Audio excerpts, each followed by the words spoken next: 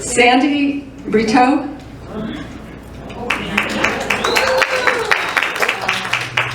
I'm going to tell an old family legend in my family, and I always heard this story growing up. I was actually a very small part of the story, but I remember nothing about it because I was very, very young at the time. To understand it, you have to understand the history of my mother. My mother was born in 1911, and her mother, her grandmother, her father, and her older brother and her were the family. But her father had a chronic medical condition, and so he very often could not work.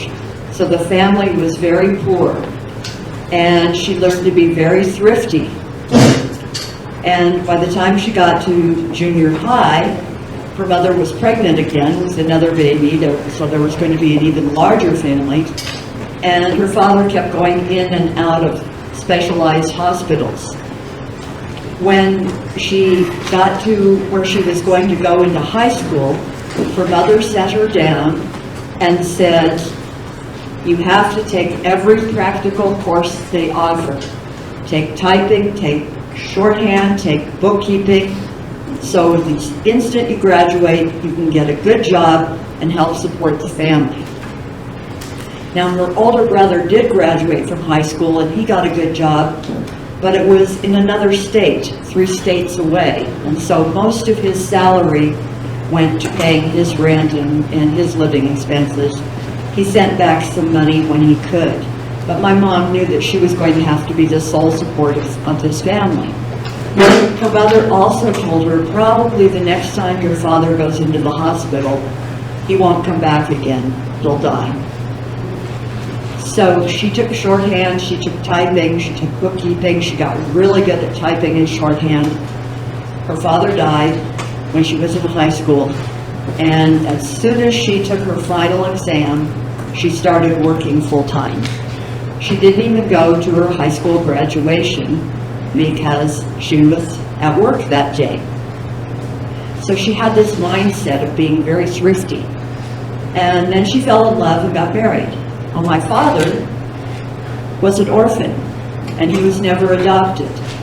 And he dropped out of school in 8th grade to go to work to help support his foster mother and his foster sister, another little girl that was taken out of the same orphanage.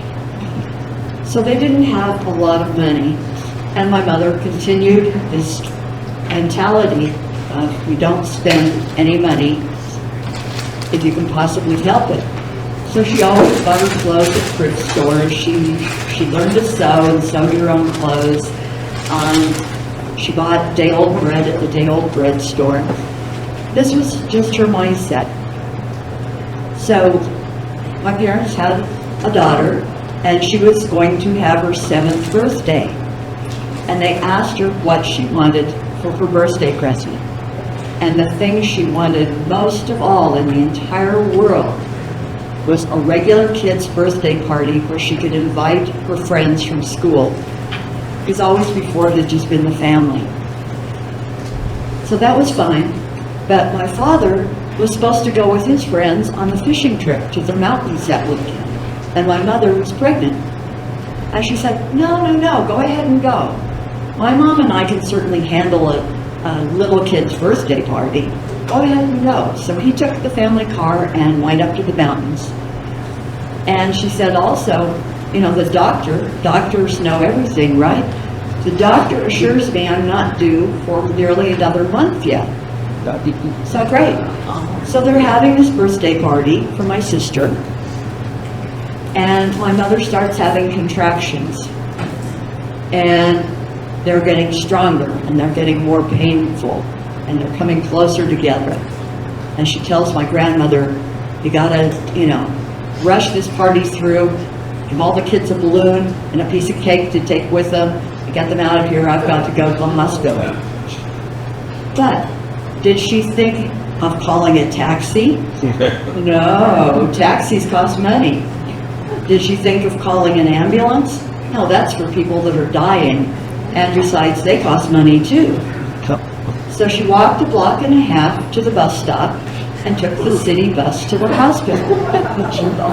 And the hospital had an admissions desk, and one desk faced the public entrance, and that was where the bus stop was. And the other side of the desk faced the ER entrance, where the ambulances and people would come screeching up with people that needed to go to the ER. So people at admissions saw my mom get down off of the city bus, walk in. She came up to the counter. She said, "I'm in advanced labor." I said, "Yeah, right, sure, that's why you took the bus." Go down to the end of the hall, turn right, go to the end of that hall, take the elevator. So my mom said, "Okay."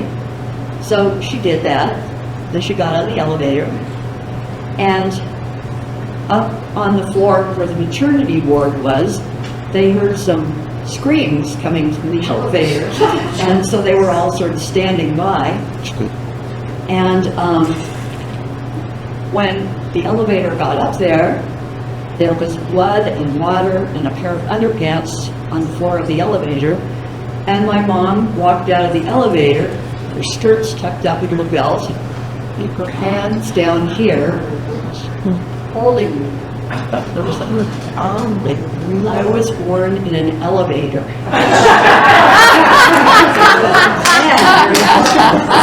I furthermore ruined my sister's birthday party. And she did not forgive me until she was an adult. When she was 11, my parents asked her what she wanted for her birthday that year. And she said, "I want you to fix up a bedroom for me, just for me, in the basement." She said, "I have to share my birthday with this sister for the rest of my life. I don't want to have to share a bedroom too."